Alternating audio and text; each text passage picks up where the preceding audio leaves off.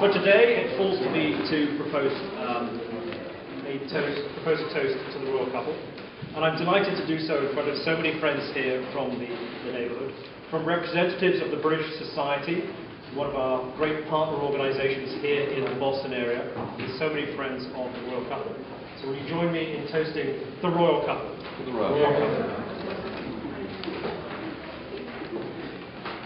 As a Brit, I feel very comfortable here in the old State House because it represents so much of that shared British and American history. As you may well know, Boston was in fact founded by British Puritans almost 400 years ago.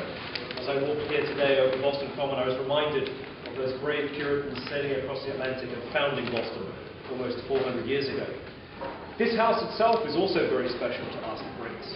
It was built in 1713 at the height of the British Empire in North America and is a very grand room. As Brian said, this is the room where the royal governors would sit. And behind us we see the royal crest up above the door, which is the same royal crest that we have over at the British Consulate here in Boston, and also on my business cards. The building itself is also very special because of what it represents in that British-American world. Here on this level was indeed the level of politics.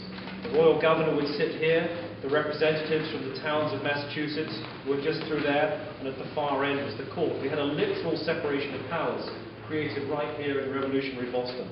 But down beneath us was the Merchants Exchange, and that's where all of the ships that would come into Long Wharf behind me here, which you can now see now that the elevated expressway is gone, all those ships would dump their goods right up here at the old State House, and the merchants of Boston would trade them from right beneath us, on the floor below of the Merchants Exchange.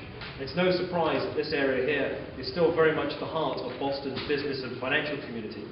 And the Brits are still here. The building right next door is the headquarters of Citizens, which is owned by a British bank, the Royal Bank of Scotland, which has its own royal connections. In fact, part of the Royal Bank of Scotland group is the Queen's own bank, in Coots. So we Brits feel a great historical connection to this place, given the politics and the trade, and we feel great connections today with the ongoing UK-Massachusetts commercial relationship.